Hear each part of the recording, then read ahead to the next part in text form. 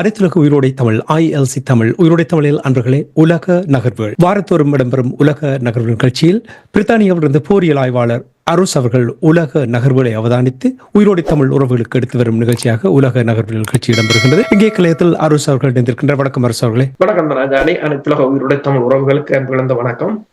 ஒரு உலக நகர்வுகள் நிகழ்ச்சியில் இணைந்திருக்கின்றோம். இன்று நாங்கள் முதலில் இருக்க வேண்டிய முக்கியமான விடயம் என்னவென்று சொன்னால், யுக்ரைன் ரஷ்யா அந்த போர் நீண்ட நாட்களாக நடந்து கொண்டிருக்கின்ற நேரத்திலும் கூட F-16 விமானம் சுட்டு வீழ்த்தப்பட்டதாக செய்திகள் வந்திருந்தது. முதலில் பலவிதமான கருத்துக்களை எல்லாம் அந்த விமானம் தொடர்பாக கூறப்பட்டிருக்கிறது. ஆனால் இப்பொழுது ஒரு தெளிவு வந்திருப்பது போல் இருக்கின்றது. என்ன தெளிவு தந்திருக்கிறார்கள் என்று கூறுவீர்களா?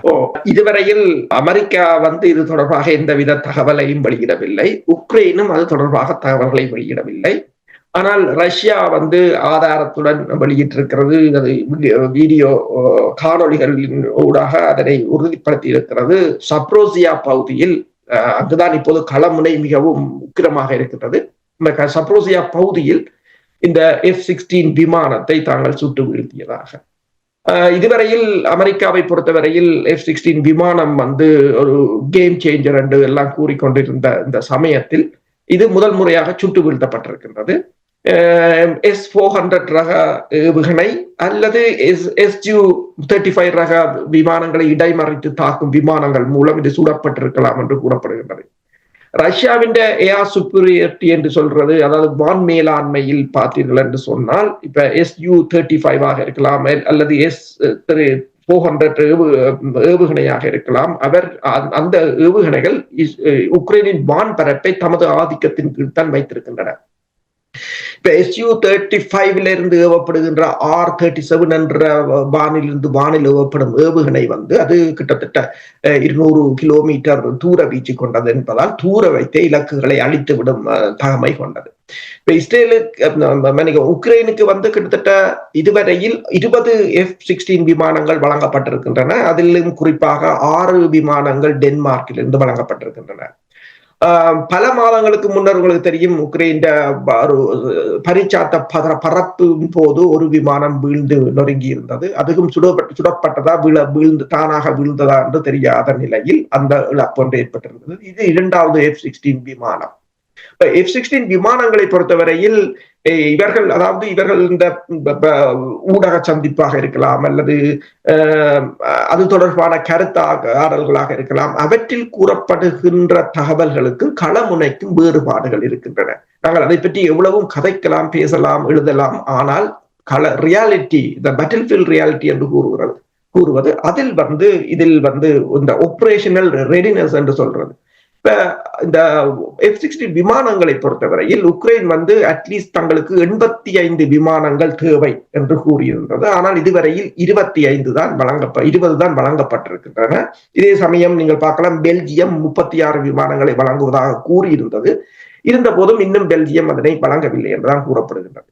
இப்ப உதாரணமாக இப்ப F-16 பொறுத்தவரையில் தற்போது 20 விமானங்கள் இருப்பதாக கூறப்படுகின்றது. ஆனாலும் உக்ரைன் ஒரு 200 F-16 விமானங்களை கொண்டிருந்தாலும் கூட வான் மேலாதிக்கத்தை பேண முடியாது என்பது தெளிவானது ஒன்று. ஏனென்று சொன்னால், ரஷ்யாவிடம் இருக்கின்ற நவீன ஏவுகணைகளும் வான் மேலாதிக்கமும் உக்ரைனின் இந்த விமானங்களை இலகுவாக தாக்கி அழித்துவிடும் என்று கூறப்படுகிறது. இப்ப இந்த களமுனையில் ஏற்பட்ட மாற்றங்களுக்குரிய முக்கிய காரணம் என்னன்னு சொன்னால், இந்த F-16 விமானங்கள் தனியாக ஐசோலேட்டடாக அது இயங்க முடியாதவை. உதாரணமாக அவை இயங்குவதற்கு அப்காஸ் எனப்படுகின்ற உளவறியும் விமானம் தேவை. அது மட்டுமல்லாது ரீஃபியூவலிங், அதாவது எரிபொருட்களை நிரப்புவதற்கான டேங்கர் விமானங்கள் தேவை.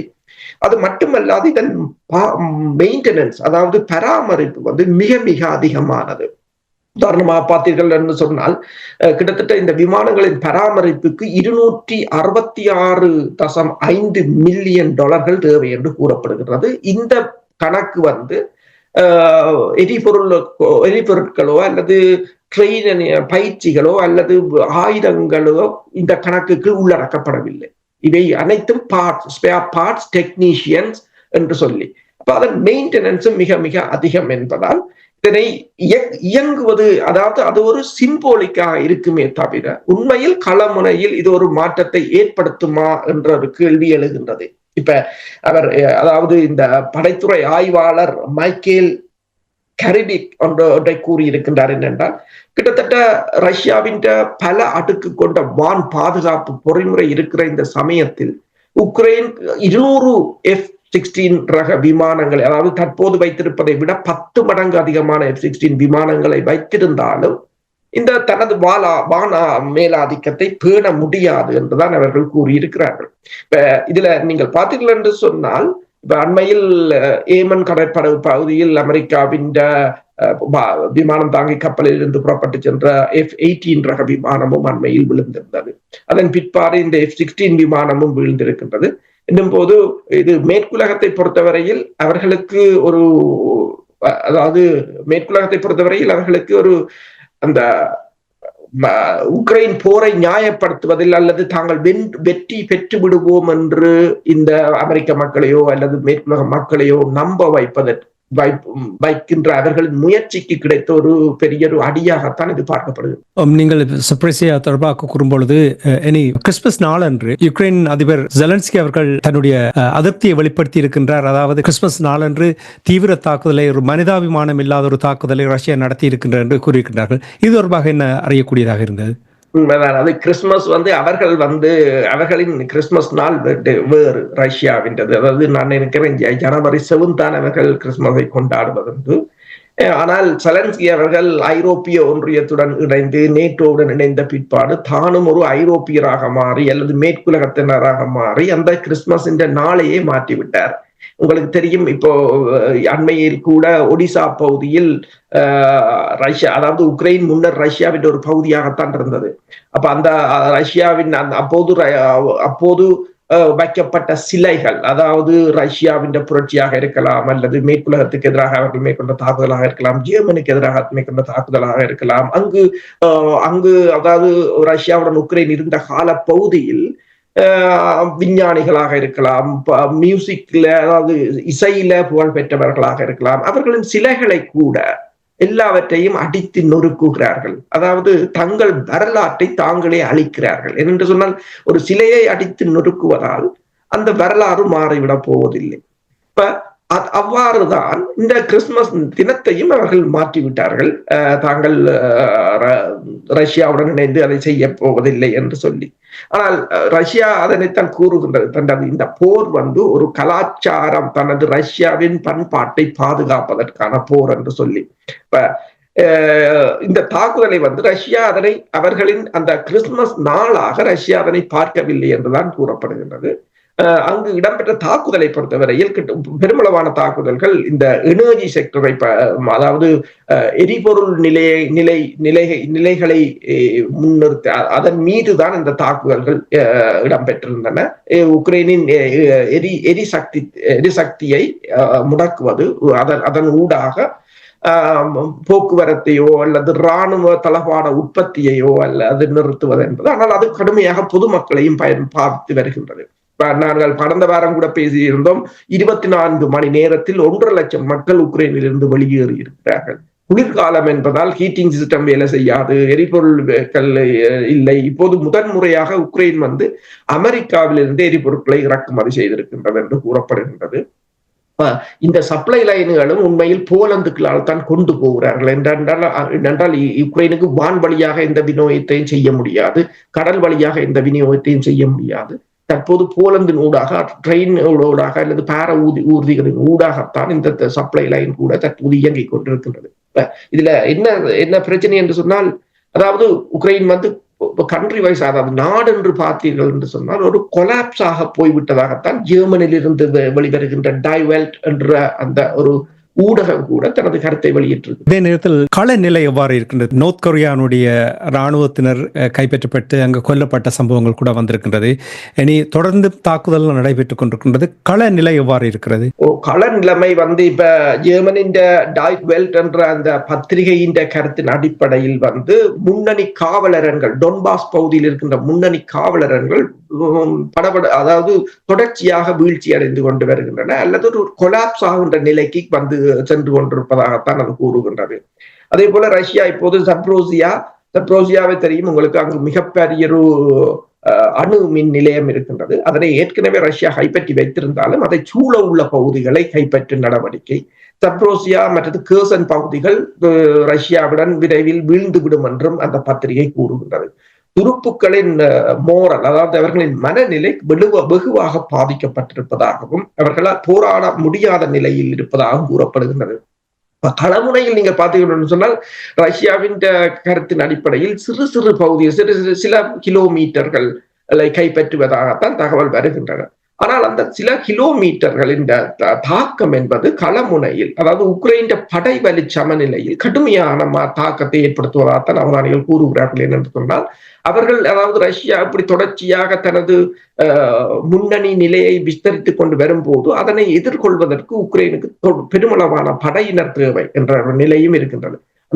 அந்த படையினர் தேவை என்னும் போது ஏற்கனவே உக்ரைன் படையினரின் எண்ணிக்கை மிக அதிக அளவில் வீழ்ச்சி அடைந்திருக்கின்றது. பெருமளவானவர்கள் சரணடைந்திருக்கிறார்கள். பெருமளவானவர்கள், கிட்டத்தட்ட காயமடைந்தவர்களும் கொல்லப்பட்டவர்களும் கிட்டத்தட்ட 1 மில்லியனுக்கு மேல் என்று கூறப்படுகின்றது. மக்கள் தொகையும் போர் ஆரம்பித்த போது 43 மில்லியனாக இருந்தது, இப்போது 20 மில்லியனாக குறைவடைந்திருக்கின்றது.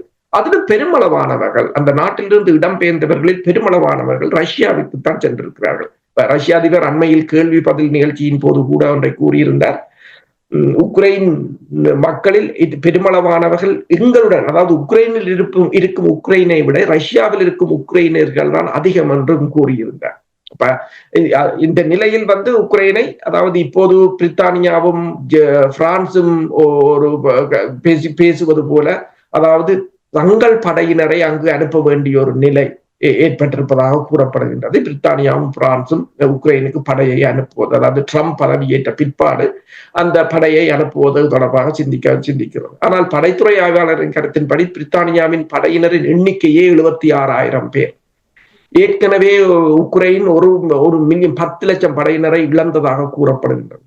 அப்ப பிரித்தானியா முற்றுமுழுதாக தனது இராணுவத்தை இழக்க வேண்டிய ஒரு நிலை ஏற்பட்டாலும் ஆச்சரியப்படுவதற்கு இல்லை என்றுதான் கூறப்படுகிறது. ஆனால் அவ்வாறான ஒரு சம்பவம் இடம்பெறப் போவதில்லை. இவர்கள் நினைக்கவில்லை அங்கு படையினரை அனுப்புவார்கள் என்று. இந்த போர் ஆரம்பித்து 3 ஆண்டுகள் ஆகிவிட்டது. அந்த 3 ஆண்டுகளை நீங்கள் பார்க்கும் பொழுது யுக்ரைன் நிச்சயமாக தோல்வி கண்டு கொண்டிருக்கின்றது களத்தில். நிறைய யுக்ரைனுடைய இராணுவத்தினர் தங்களால் முயன்ற அளவு முயற்சித்தார்கள். ஆனால் மிகவும் நிறைய இராணுவத்தினர் நீங்கள் கூறியது போல் இழந்து விட்டார்கள். இனி அங்கே களத்தில் இருப்பவர்கள் அவர்களால் தாக்குப்பிடிக்க முடியாத நிலையில் களைத்து போய் விட்டார்கள் என்ற செய்திகள் கூட வந்து கொண்டிருக்கின்றது. கேள்வி என்னவென்றால், இந்த போர் தொடர முடியுமா? யுக்ரைனால் தாக்குப்பிடிக்க முடியுமா? யுக்ரைனால் தொடர்ந்து தாக்குப்பிடிக்க முடியாது. என்னென்று சொன்னால், இப்ப நான் முன்னர் கூறியது போல F-16 விமானங்கள் கூட வான் மேலாண்மையை ஏற்படுத்த முடியாது. ஒரு வான் மேலாண்மை இல்லாத இடத்தில் படையினரின் எந்த நடவடிக்கையும் அவர்கள் தக்க வைக்க முடியாது. என்னென்று சொன்னால், உதாரணமாக உங்களுக்கு தெரியும், கடந்த வருடம் நினைக்கின்றேன், உக்ரைன் ஒரு வலிந்த தாக்குதலை மேற்கொள்ள எடுத்த முயற்சி கூட கடும் தோல்வி அடைந்ததும் பெரும் இழப்புகளை சந்தித்ததும் நாம் அறிந்ததுதான். எனவே வான் மேலாதிக்கம் இல்லாத இடத்தில், களமுனைகளை தக்க வைக்க முடியாத இடத்தில் தொடர்ச்சியாக ஏவுகணைகளையும் அல்லது கிட்டத்தட்ட ஆளில்லாத தாக்குதல் விமானங்களையும் பயன்படுத்துவது என்பது எவ்வளவு தூரத்துக்கு அதனை தாக்குப்பிடிக்க முடியும் என்பது. ஏனென்றால் நாட்டின் உக்ரைன் பொருளாதாரமும் அழிந்து விட்டது. இப்போது வேர்ல்ட் பேங்கிடம் $15 பில்லியன் அமெரிக்காவின் ஒப்புதலுடன் பெறுவதற்கு உக்ரைன் முயன்று கொண்டிருக்கின்றது. இறுதி முயற்சியாக பைடன் இப்போது $3.4 பில்லியன் ஒதுக்கி இருக்கின்றார். அதுக்கும் கூட கடுமையான எதிர்ப்புகளை இலோன் மஸ்க் அவர்கள் வெளியிட்டிருக்கின்றார். இப்ப அமெரிக்காவை பொறுத்தவரையில் 36 தொடக்கம் 37 டிரில்லியன் டாலர்கள் கடன் தொகையில் இருக்கின்றது. அமெரிக்காவின் டாலர் கையிருப்பு கடுமையாக வீழ்ச்சி அடைந்திருக்கின்றது. முன்னர் 90% இருந்த கையிருப்பு, அதாவது வெளிநாடுகள் டாலரில் வைத்திருக்கின்ற கையிருப்புகள் இப்போது 50% எட்டி இருக்கின்றது. ஏனென்று சொன்னால் பல நாடுகள் அச்சப்படுகின்றன. அமெரிக்கா தாங்கள் கையிருப்புகளை திருடி விடுவார்கள் அல்லது கையகப்படுத்தி விடுவார்கள். அது ரஷ்யாவின் நிதியை அவர்கள் எடுத்ததும் தொடர்ச்சியாக தடைகளை போடுவதும் இந்த அமெரிக்க டாலரில் இருந்து நாடுகள் விலத்தி கொண்டிருப்பதை காட்டக்கூடியதாக இருக்கு. அப்ப நிதி வளமும் ஒரு வறண்டு கொண்டு போகின்ற நிலை. ரஷ்யாவின் கணக்கின் அடிப்படையில் இதுவரையில் அவர்கள் செலவழித்தது, அதாவது ஐரோப்பிய ஒன்றியமும் அமெரிக்காவும் உக்ரைனில் செலவழித்தது 340 பில்லியன் டாலர்கள் என்று கூறப்படுகின்றது. கிட்டத்தட்ட இன்னும் ஒரு வருடம் சென்றால் $500 பில்லியன் செலவழித்தாலும் அந்த களமுனையை வெல்ல முடியவில்லை என்று சொன்னால் அதனால் எந்த வருமானமும் கிடைக்கப் போவதில்லை. ஈராக்கை கைப்பற்றலாம், சிரியாவை கைப்பற்றும் போது அங்கிருந்து எண்ணெய்களை அவர்கள் எடுக்க முடியும். அந்த தாங்கள் செலவு செய்த போரின் தாங்கள் செலவு செய்ததை எடுக்க முடியும். ஆனால் உக்ரைனின் நிலைமை அவ்வாறானதாக இல்லை. உக்ரைனில் ரஷ்யா வெற்றி பெறுமாக இருந்தால் இவர்கள் செலவழித்த அத்தனையும் வீணாக போய்விடும் என்றது மட்டுமல்லாது ஒரு பொருளாதார நெருக்கடிக்கு விழ வேண்டிய நிலையும் ஏற்படும். அவ்வாறான நிலை இருப்பதை போல் தான் பல அவதானிகள் கூறுகிறார்கள். ஆனால் இவர்கள் அதற்கு விட்டுக் கொடுப்பதற்கு தயாராக இல்லை. உங்களுக்கு தெரியும், கடந்த 3 ஆண்டுகளுக்கு எத்தனையோ தடவைகள் பேச்சுவார்த்தை முயற்சிகள் எடுக்கப்பட்டது. துருக்கியினூடாக எடுக்கப்பட்டது, பிரான்சினூடாக எடுக்கப்பட்டது, ஜெர்மனியினூடாக எடுக்கப்பட்டது, சுவிட்சர்லாந்தில் மாநாடு நடைபெற்ற விடயங்கள் தொடர்பாக நீங்கள் கூறினீர்கள். இவையெல்லாம் அவர்கள் பேச்சுவார்த்தையை கொண்டு வர வேண்டும், முடிவுக்கு கொண்டு வர வேண்டும் என்று விரும்பினாலும் தங்களுடைய நிலையை விட்டுக் கொடுப்பதற்கு தயாராக இல்லாமல் இருந்ததுதான் மேற்கத்திய நாடுகளுடைய நிலைப்பாடு. யுக்ரைனை பொறுத்தமட்டில் அது பாவம், இவர்களுடைய சொல்லை கேட்டு அடிக்கொண்டு இருக்கின்றது. ஆனால் பேச்சுவார்த்தை என்று நடைபெற்றுக் கொண்டிருக்கின்ற நேரத்தில் போப் பிரான்சிஸ் அவர்கள் யுக்ரைன் ரஷ்யாவுக்கு இடையிலான போரை முடிவுக்கு கொண்டு வர வேண்டும் என்று அவர் கேட்டிருக்கின்றார். இது தொடர்பாக இந்த பேச்சுவார்த்தை நடக்குமா, போர் முடிவுக்கு வருவதற்கான ஏதாவது அறிகுறிகள் காணப்படுகிறதா? டொனால்ட் ட்ரம்பை பொறுத்தவரையில் அவர் அந்த போரை முடிப்பதற்குரிய ஆயத்தங்களை தான் மேற்கொள்வதாக கூறப்படுகின்றது. அது அவர் போரை முடித்தாலும் அது ஐரோப்பிய ஒன்றியத்திற்கு மிகப்பெரிய ஒரு பிரச்சனையாக எழப்போகின்றது. ஏற்கனவே பொருளாதாரத்தில் வீழ்ந்து விட்டார்கள். ரஷ்யாவுடனான உறவுகளை இவர்கள் இழந்து விட்டார்கள். இனி மீள கட்டியமைப்பது என்பதும், அதாவது போர் இப்போது முடிவடைகிறது என்பது எவ்வாறு முடிப்பது என்பதுதான் இப்போது பிரச்சனையாக இருக்கின்றது. ஏனென்றால் ரஷ்யா கூறுகிறது தனது எந்த நிபந்தனைகளிலும் விட்டுக் கொடுப்பு இல்லை. அதாவது உக்ரைனின் ஆயுதங்கள் களையப்பட வேண்டும், உக்ரைன் நடுநிலைமையாக இருக்க வேண்டும், உக்ரைன் நேட்டோவில் இணையக்கூடாது, உக்ரைன் அணு ஆயுதங்களை கொண்டிருக்க கூடாது என்பது ரஷ்யாவின் நிபந்தனையாக இருக்கின்றது. அந்த நிபந்தனைகளில் எந்த விட்டுக் கொடுப்பும் இல்லை. அடுத்ததாக ரஷ்யா இன்னொன்றையும் கூறுகின்றது, உக்ரைனின் மக்களால் தேர்ந்தெடுக்கப்பட்ட அரசு தலைவருடன் தான் பேசுவேன் என்று. ஏனென்றால் ஜெலன்ஸ்கியின் பதவிக்காலம் மார்ச்சுடன் முடிந்து விட்டது. அதன் பின்னர் அங்கு தேர்தல் இடம்பெறவில்லை. இப்போது ஜெலன்ஸ்கியை ரஷ்யா ஒன்று கூறுகிறது அவர் இல்லீகலாக சட்டவிரோதமாக உக்ரைனின் அரசு தலைவராக இருக்கிறார் என்ற வாதத்தையும் வைத்திருக்கின்றனர். பல சிக்கல்கள் இருக்கின்றது. இப்ப அது பிரச்சனை என்னவென்று சொன்னால், இந்த விட்டுக் கொடுப்புகளை செய்ய வேண்டிய ஒரு நிலையில் மேற்குலக நாடுகளும் அமெரிக்காவும் தான் நிற்கின்றது. இந்த போரை வளர்த்து விட்டவர்கள், ஏனென்று சொன்னால் 2022ஆம் ஆண்டே இந்த போர் நிறைவுக்கு வந்திருக்கும். போரிஸ் ஜான்சன் அவர்கள் அந்த போரை அந்த சமாதான உடன்பாட்டை குழப்பியதாகத்தான் ரஷ்யா கூறுகின்றது. இப்போது இன்னும் நிலைமை சிக்கலாகிவிட்டது. அப்போது அவர்கள் குழப்பும் போது ரஷ்யாவை பலவீனப்படுத்தி விடலாம் என்று இருந்தார்கள். ஆனால் அவ்வாறு நடைபெறவில்லை. ரஷ்யாவின் பொருளாதாரமும் விழவில்லை, படைபலமும் விழவில்லை. அவர்கள் தங்கள் படைபலத்தை தக்க வைத்திருக்கிறார்கள் இன்னொரு போருக்காக. எனவேதான் வடகொரியாவில் இருந்து கூட படையினரை தெரிவித்திருக்கிறார்கள். இப்ப உங்களுக்கு தெரியும், இலங்கையில் இருந்து கூட 200க்கும் மேற்பட்ட இராணுவத்தினர் அங்கு பணியாற்றி கொண்டிருக்கிறார்கள். இந்தியாவில் இருந்து பெருமளவானவர்கள், ஆப்பிரிக்க நாடுகளில் இருந்து, ஆசிய நாடுகளில் இருந்து, இப்போது வடகொரியாவில் இருந்து என்று சொல்லி அவர்கள் வெவ்வேறு நாடுகளில் இருந்து கொண்டு சென்று அங்கு தாக்குதலை மேற்கொண்டு கொண்டிருக்கிறார்களே தவிர தங்கள் படை பலத்தை தக்க வைத்திருக்கிறார்கள். அப்ப இவர்கள் இந்த நோக்கத்தில் ரஷ்யாவின் படை பலத்தை குறைப்பது என்பதும் ஈடு செய்யப்படவில்லை. ஆனால் தொடர்ச்சியாக அடுத்த வருடத்துக்கு அமெரிக்கா தொடர்ச்சியாக இந்த பொருளாதார வீழ்ச்சியை சந்தித்துக் கொண்டு இந்த போரை நடத்த முடியாது என்ற ஒரு நிலைமையும் இருக்கின்றது. அப்ப இந்த சிக்கலை தீர்க்க வேண்டும் என்று சொன்னால், இந்த இப்போ உண்மையில் போர் முடிவடையுமாக இருந்தால் அது நேட்டோவின் தோல்வியாக இருக்கு. இதுதான் இந்த போரை முடியுமா முடியாதா என்பது. IMF கணிப்பின்படி 2025 ஆண்டு பின்னர் தான் போர் முடிவடையும் என்று கூறியிருக்கிறார்கள். அதாவது 2025 இந்த போர் தொடரும் என்று IMF கூறியிருக்கிறது. இவ்வாறு பல எதிர்ப்பு குரல்களை கூறுகிறார்கள். ஆனால் ட்ரம்பை பொறுத்தவரையில் உங்களுக்கு தெரியும் தானே, அவரின் முடிவுகள் திடீரென்று ஒவ்வொரு காலம் அவர் மாறிக்கொண்டிருப்பார். ஆனால் பிரச்சனை என்னவென்று சொன்னால், ட்ரம்பின் இந்த நகர்வுகளை அந்த டீப் ஸ்டேட் என்று சொல்கிறார், அந்த பின்னணி கொள்கை வகுப்பாளர்கள் எவ்வளவு தூரம் அனுமதிப்பார்கள் என்பதில் தான் இந்த போர் தங்கி பொறுத்திருந்து பார்ப்போம். பிரான்சிஸ் போப் அவர்கள் கூட இந்த போரை முடிவுக்கு கொண்டு வர வேண்டும் என்ற கேட்ட விடயங்களையும் கூட செய்திகளூடாக பார்க்கக்கூடிய இருக்கின்றது. ட்ரம்ப் நிச்சயமாக அவர் தன்னுடைய ஆட்சி காலத்தில் போர் இடம்பெறக்கூடாது என்பதில் உன்னிப்பாக அதை கையாளுகிறார் என்ற விடயங்களை கடந்த அவருடைய ஆட்சியின் பொழுது நாங்கள் அவதானிக்கக்கூடிய இருந்தது. இருந்தாலும் கூட உலகத்தில் மாற்றம் என்பதுதான் மாறாது. 2025 ஆண்டு எவ்வாறு அமையப்போகின்றது, யுக்ரைன் ரஷ்யாவுக்கு இடையிலான போர் முடிவுக்கு கொண்டு வருமா அல்லது இன்னும் போர் விரிவடையும், அணு ஆயுதம் பயன்படுத்துவதற்கான வாய்ப்புகள் ஏற்படுத்துமா என்பதை எங்களால் கூற முடியாது. பொறுத்திருந்துதான் பார்க்க வேண்டும். இந்த நிகழ்ச்சியில் பங்கெடுத்தமைக்காக அரசவர்களை உங்களுக்கு உயிரோடை தமிழ் அன்பர்கள் சார்பாக நன்றி கூறிக்கொண்டு மீண்டும் உலக நகர்வல் நிகழ்ச்சியில் தொடர்ந்து இணைந்திருப்போம். அதுவரைக்கும் நன்றி, வணக்கம். நன்றி. எமது பார்வையாளர்களுக்கு வணக்கம். மக்களின் குரலாய் ஓங்கி ஒலிக்கும் இலக்கு மின்னிதழ் மற்றும் உயிரோடை தமிழ் வானொலி ஆகிய இவ்விரு ஊடகங்களும் உங்களை போன்ற எமது நேயர்கள் நண்பர்களின் ஆதரவிலேயே இயங்கி வருகின்றன. மிக குறைந்த வளங்களுடன் பல இடர்கள் மற்றும் தடைகளை தாண்டி பயணிக்கும் எமது ஊடகங்களின் பணிகள் மேலும் வளர உங்களால் முடிந்த நிதியுதவியை வழங்கி இன்னும் காத்திரமான செயற்பாடுகளை முன்னெடுக்க உதவுமாறு மிகவும் பணிவன்புடன் வேண்டி நிற்கின்றோம். உங்கள் பங்களிப்பு உங்களின் உரிமை குரலாய் ஓங்கி ஒலிக்கும். நன்றி.